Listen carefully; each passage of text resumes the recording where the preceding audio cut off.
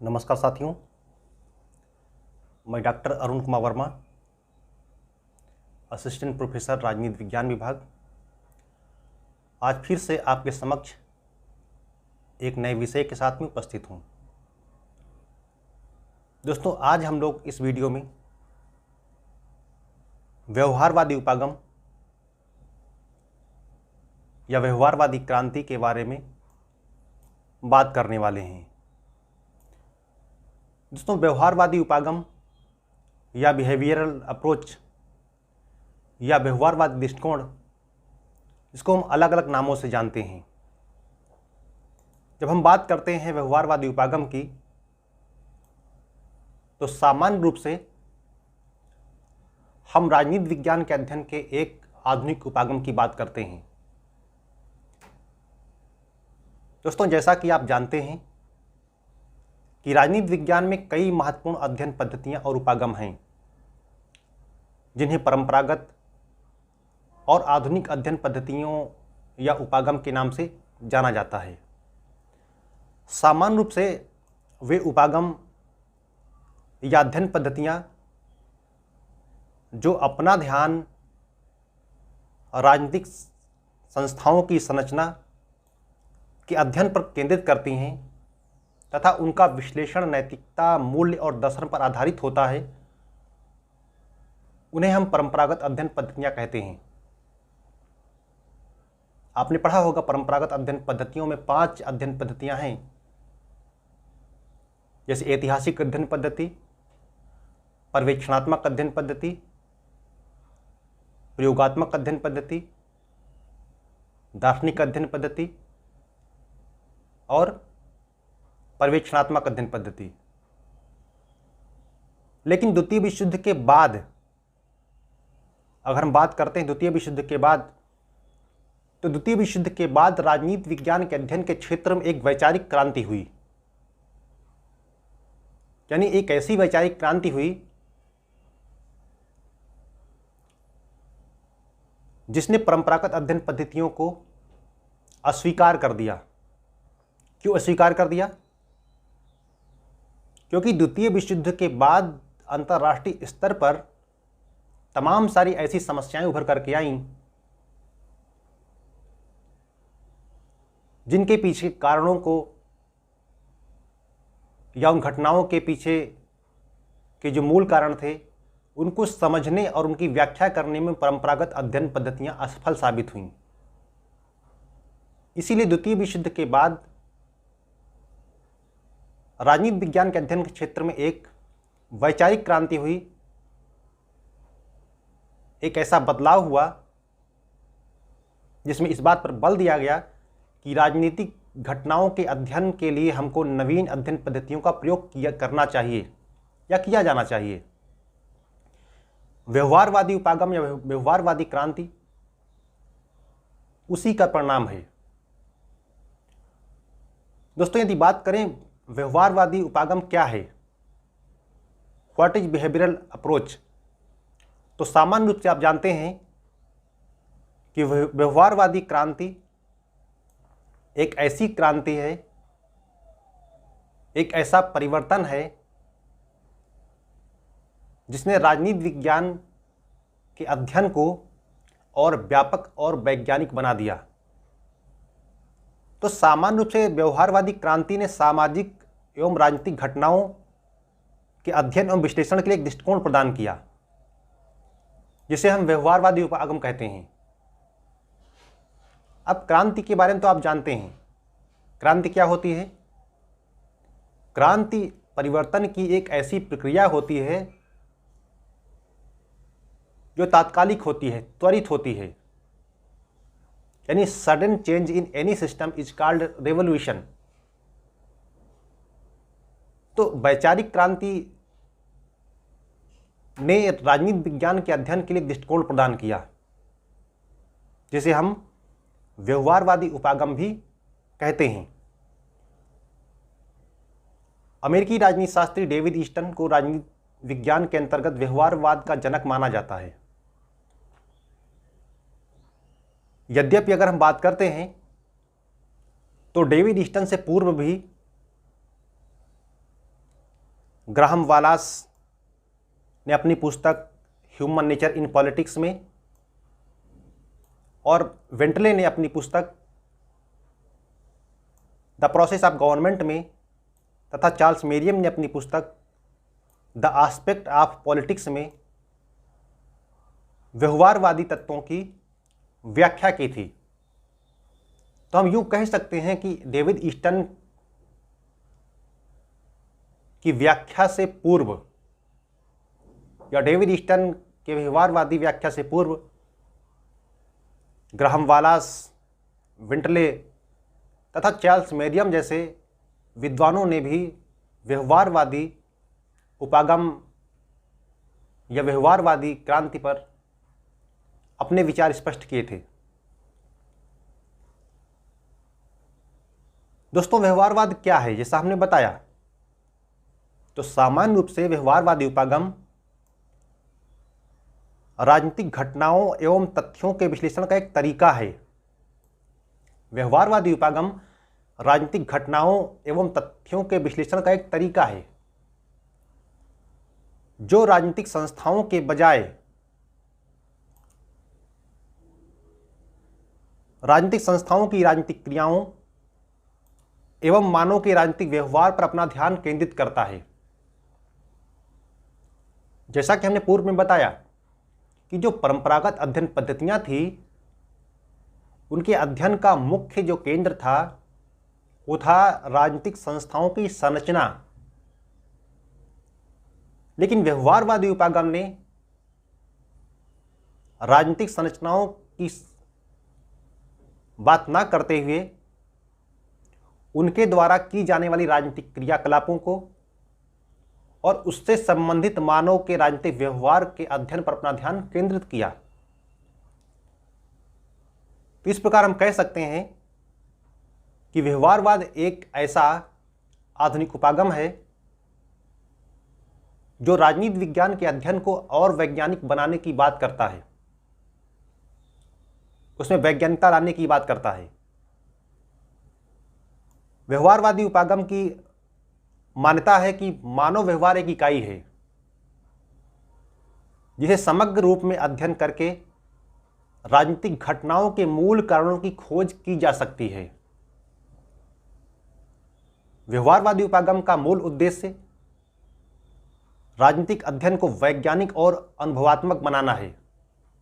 इसीलिए व्यवहारवाद तकनीकी और पद्धतियों पर बल देकर राजनीतिक घटनाओं के अध्ययन को वास्तविक और वैज्ञानिक बनाने पर बल देता है।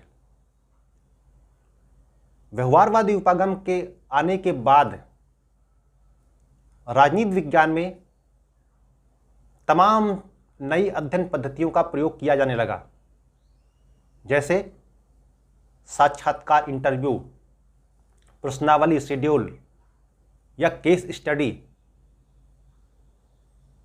तो ऐसे तमाम सारी नई तकनीकी का प्रयोग व्यवहारवाद के आने के बाद सामाजिक विज्ञानों में या राजनीति विज्ञान में किया जाने लगा,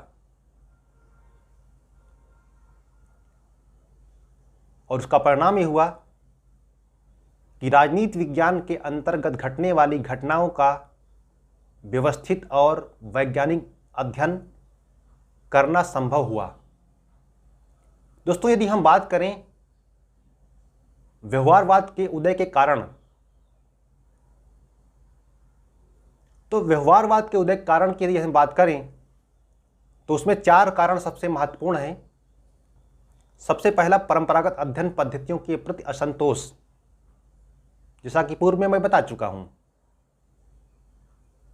तो परंपरागत अध्ययन पद्धतियों के प्रति असंतोष यानी जो व्यवहारवादी अध्ययन पद्धति या उपागम से पूर्व जो अध्ययन पद्धतियां थी, जिनको हम परंपरागत अध्ययन पद्धतियां कहते हैं,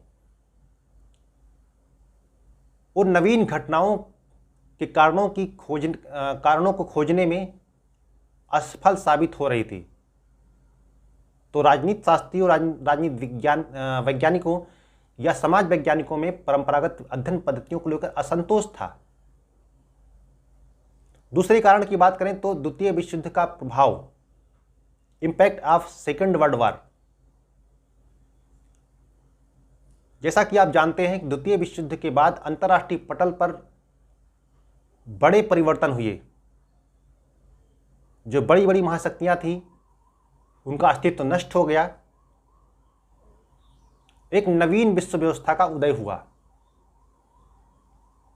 उसके उपरांत जो नई राजनीतिक और सामाजिक चुनौतियां उत्पन्न हुई, उनको समझने में, उनकी व्याख्या करने में, उनके कारणों की खोज करने में परंपरागत अध्ययन पद्धतियां सफल नहीं हो रही थी। और तीसरे कारण की बात करें तो वैज्ञानिक पद्धतियों का प्रयोग, धीरे धीरे नई नई वैज्ञानिक तकनीकियों का प्रयोग हो रहा था और उन तकनीकी के प्रयोग से तमाम सभी सामाजिक वैज्ञानिक भी प्रभावित हो रहे थे और वो चाहते थे कि सामाजिक विज्ञान के क्षेत्र में भी या राजनीति विज्ञान के अध्ययन के क्षेत्र में भी नवीन पद्धतियों का प्रयोग किया जाए। व्यवहारवादी अध्ययन पद्धति उन्हीं पद्धतियों में से एक पद्धति है। और अन्य सामाजिक विज्ञानों से प्रेरणा, यानी अन्य सामाजिक विज्ञानों में इस प्रकार की अध्ययन पद्धतियां प्रयोग की जाती थी। अगर हम व्यवस्था उपागम की बात करें, एक सिस्टम अप्रोच की बात करें, तो आप जानते हैं कि सामाजिक विज्ञानों में के अध्ययन में पहले से वो प्रयोग हो रहा था। राजनीति विज्ञान में उसका प्रयोग बाद में हुआ। तो अन्य सामाजिक विज्ञानों में तमाम वैज्ञानिक पद्धतियों का प्रयोग हो रहा था। उन सामाजिक विज्ञानों से प्रेरणा लेकर राजनीति शास्त्रियों ने राजनीति विज्ञान के अध्ययन के क्षेत्र में भी व्यवहारवादी अध्ययन पद्धति जैसे आधुनिक अध्ययन पद्धति या उपागम का प्रयोग किया। दोस्तों, व्यवहारवाद के लक्षण, अगर हम लक्षण की बात करें, अगर हम बात करें कैरेक्टरिस्टिक्स ऑफ बिहेवियरलिज्म, तो डेविड ईस्टन, जिसको व्यवहारवाद का जनक माना जाता है, व्यवहारवाद का प्रणेता माना जाता है, उसने अपने लेख the current meaning of behaviourism में व्यवहारवाद के 8 लक्षण बताए हैं। सबसे पहले उसने बताया नियमन, रेगुलेशन, फिर सत्यापन, तकनीकी का प्रयोग, परिमाणीकरण, क्वांटिफिकेशन, मूल्य निर्धारण, वैल्यू डिटर्मिनेशन, व्यवस्थाबद्धीकरण, सिस्टमाइजेशन, विशुद्ध विज्ञान, प्योर साइंस और समग्रता यानी इंटीग्रेशन। तो डेविड ईस्टन ने व्यवहारवाद के जिन 8 लक्षणों की बात की है, उनका तात्पर्य यह है कि यदि हम व्यवहारवादी अध्ययन पद्धति को राजनीति विज्ञान के क्षेत्र में प्रयोग करते हैं या उसका प्रयोग करके राजनीतिक घटनाओं का अध्ययन और विश्लेषण करते हैं, तो उसके अध्ययन और विश्लेषण में ये 8 तत्व पाए जाएंगे। यानी व्यवहारवादी अध्ययन पद्धति के आधार पर, उपागम के आधार पर जब हम तथ्यों का एकत्रीकरण करेंगे, उनकी समग्रता का प्रतिपादन करेंगे, एक तथ्य के रूप में हमको स्थापित करेंगे, उनसे नियमन भी हो सकता है, उनका सत्यापन हो सकता है और राजनीति विज्ञान के क्षेत्र में घटनाओं के अध्ययन में तकनीकी का प्रयोग हो सकता है। परिमाणीकरण यानी हम उसको मात्रात्मक आधार पर तय कर सकते हैं व्यवहारवादी उपागम या पद्धति को प्रयोग करके, और उसके आधार पर हम मूल्यों का निर्धारण कर सकते हैं। उन तथ्यों के आधार पर हम व्यवस्थाबद्धीकरण, एक व्यवस्था का निर्धारण कर सकते हैं, एक व्यवस्था तय कर सकते हैं और व्यवहारवादी उपागम या अध्ययन पद्धति का प्रयोग करके हम राजनीति विज्ञान को एक विशुद्ध विज्ञान के रूप में बना सकते हैं, जिसके अंतर्गत हम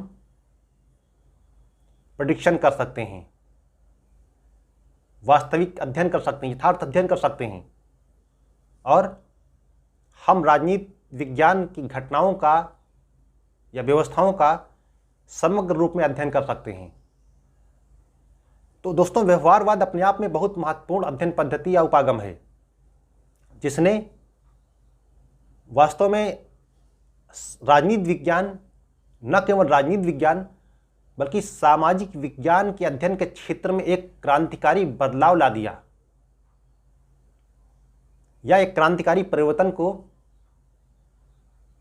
प्रोत्साहित किया। आज यदि हम कहते हैं राजनीति विज्ञान एक विज्ञान के करीब है, जैसा कि आप जानते हैं कि राजनीति विज्ञान एक सामाजिक विज्ञान है, यह प्राकृतिक विज्ञान नहीं है। It is not a natural science as a chemistry, physics, math, लेकिन यह एक सामाजिक विज्ञान है। और सामाजिक विज्ञान में व्यवहारवादी अध्ययन पद्धति के प्रयोग करने के बाद में वैज्ञानिक अध्ययन या वास्तविक अध्ययन या यथार्थ अध्ययन संभव हो पाए हैं।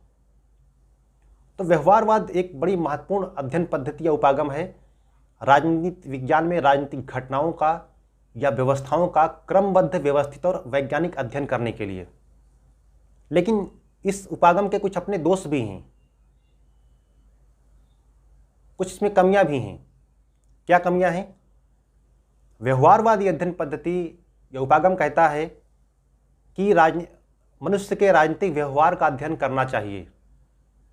व्यवहारवादी अध्ययन पद्धति का जो अध्ययन की मूल इकाई है वो है मनुष्य का राजनीतिक व्यवहार।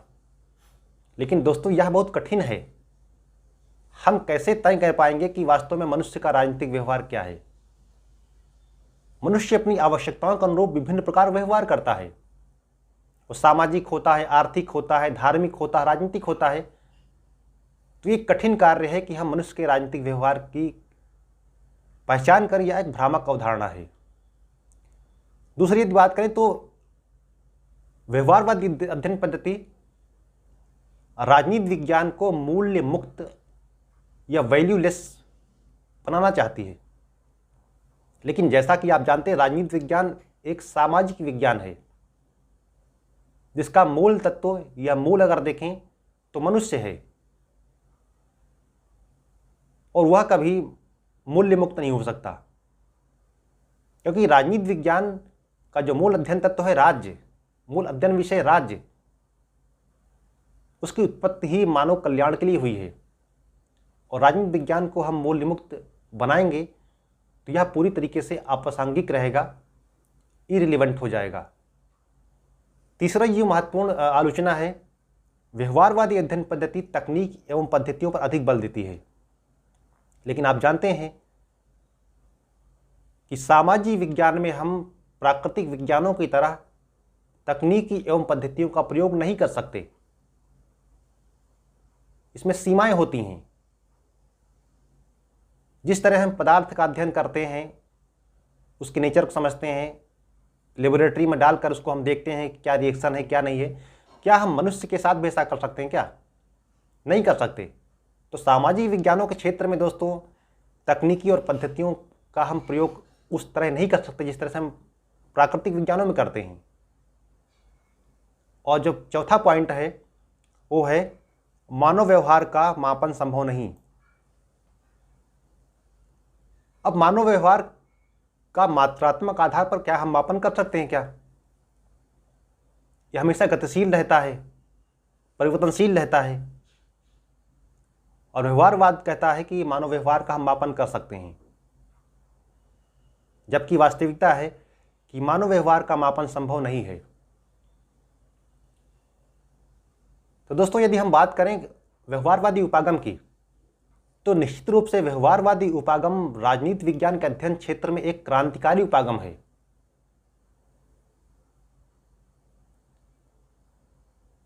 इसने राजनीति विज्ञान के अध्ययन के तरीके को पूरी तरह बदल दिया। लेकिन व्यवहारवाद का जो मूल उद्देश्य था राजनीति विज्ञान को वैज्ञानिक बनाना, यह संभव नहीं है। इसीलिए वो सारे समाज वैज्ञानिक, सारे राजनीति शास्त्री जो व्यवहारवाद की वकालत करते थे, बाद में उनको स्वीकार करना पड़ा कि राजनीति विज्ञान को मूल्य मुक्त या वैज्ञानिक नहीं बना सकते। और अंत में उन्होंने उत्तर व्यवहारवाद की बात की। तो आशा है कि आपको व्यवहारवाद की अवधारणा आपको समझ में आई होगी। मिलते हैं किसी अन्य वीडियो में, तब तक के लिए धन्यवाद।